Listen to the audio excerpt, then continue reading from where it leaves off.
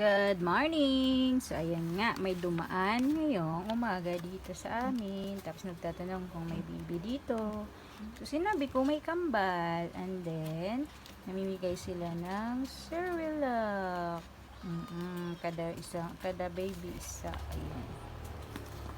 Diba? Thank you po, Cerelac. Actually, Cerelac sila nung 6 months. Tapos 7. Tapos nung pinapakain ko na sila ng kanin, ayun, mas prepare nilang kumain ng kanin kaysa sa Cerelac ang mga kambal na ito. Ayan.